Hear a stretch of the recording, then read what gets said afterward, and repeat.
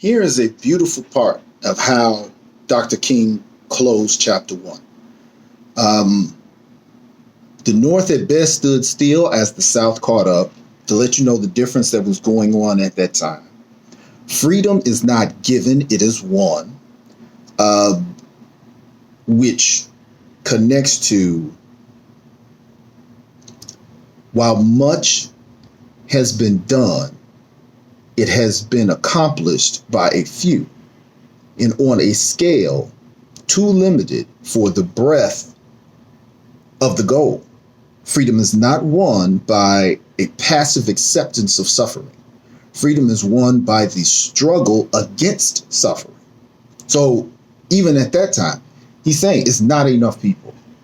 It wasn't as many people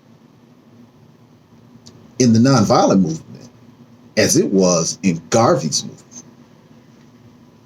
So we weren't getting the participation and still don't have the participation that we need. 95 unarmed black people have been killed since George Floyd. Nobody cared. Nobody's out there. Nobody's people went out and protested when it was the thing to do. Basically, when white women were out there upset about it. Because when white women were upset about it, it got on the news. And then black folks came out. And then when white folks stopped doing it, black folks stopped doing it. No great victories are won in a war for the transformation of a whole people without total participation. It cannot be taken for granted that Negroes will adhere to nonviolence under any and all conditions. This was something that Dr. King had to understand. So, leading up to that, we get to chapter 2.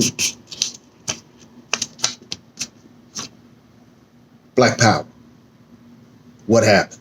What took us off the rails of the proposed secondary phase of the nonviolent movement? What took us in a different direction, which was Black Power? James Meredith.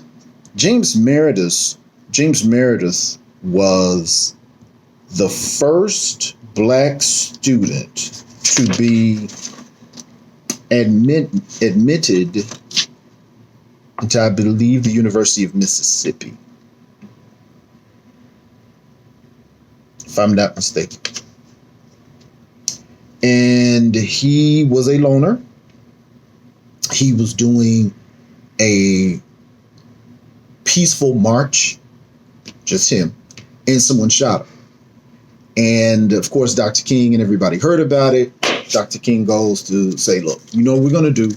We're going to finish your march. He said, we're going to finish your march for you. First, they thought he was dead. But when they heard it wasn't, okay, cool, he's talking to him. And while Dr. King is there talking to him, who is there but Stokely Carmichael? And Stokely Carmichael is the Student Nonviolent Coordinating Committee. And, he talks to Dr. King and says, hey, our organizations now, he's the young guy on the come up. Okay. These are the young kids. A decade has passed now. All right. So if Stokely is college age, we're going to put him at 18, 19, 20. So that means for since he was 10 years old up to being 20, he's watched black folks getting whooped. He's watched black folks getting all of these things happening to them. And all they're getting to do is vote.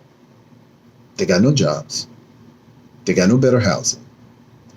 And people are beginning to say, is civility equality?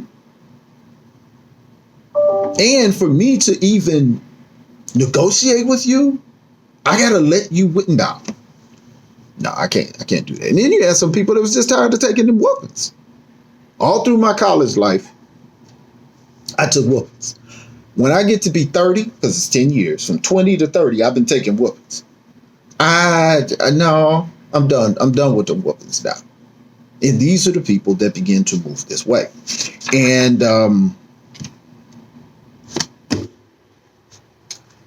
Dr. King picks up, I guess I should not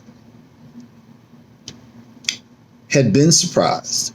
I should have known that an atmosphere where false promises and daily realities where deferred dreams are nightly facts, where acts of unpunished violence toward Negroes are a way of life, nonviolence would eventually be seriously questioned.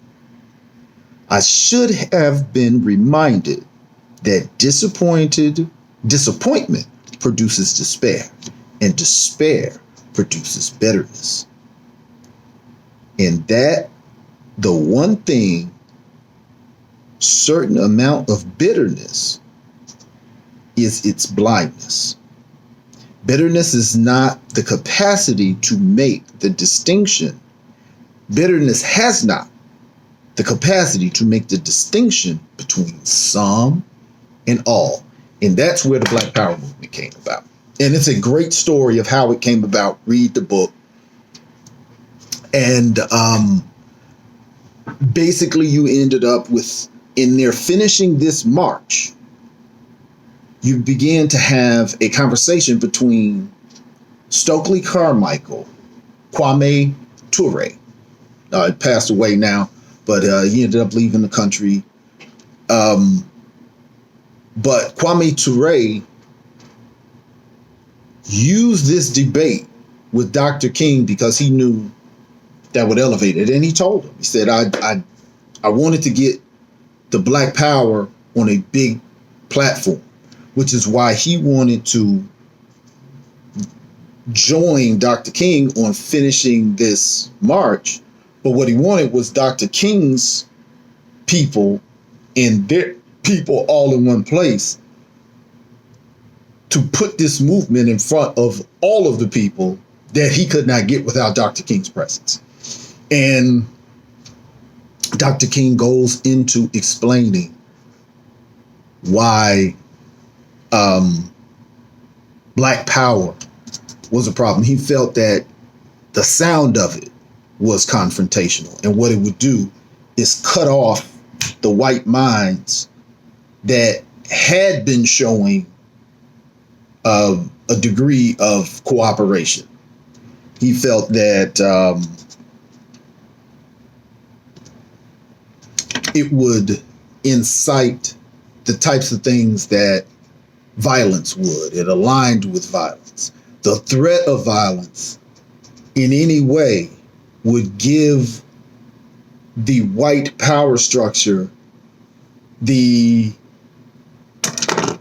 excuse to do what they wanted to do anyway. Let's just be honest. When they weren't doing anything, they were beating them and spraying them with water and sicking dogs on them. What are you going to do if you actually hit me back? I'm going to kill you. And they were killing folks. They're killing people now. Big surprise. He said, I tried to make it clear that besides opposing violence on principle, I could imagine nothing more impractical than disastrous than for any of us through misguided judgment to precipitate a violent confrontation in Mississippi, which is where they finished in this march. The question was not whether one should use his gun when his home was attacked, but whether it was tactically wise to use a gun while participating in an organized demonstration. It's like, look, if you're trying to protect yourself, everybody deserves to protect itself. But we are actually going out to represent a nonviolent idea. We're appealing intellectually to somebody. That shouldn't be violent in any way, but especially induced by us. Stokely Carmichael contended that the inclusion of whites in the march should be de-emphasized, in that the dominant appeal should be made for Black participation. This young generation is seeing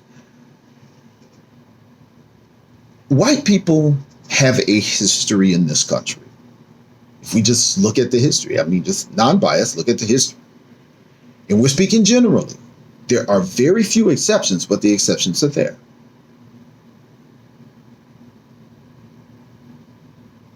they will historically do a good thing. They do not do the right thing when it comes to things, money, land, stuff. It's just a fact. The bulk of the white community today have an issue with Black Lives Matter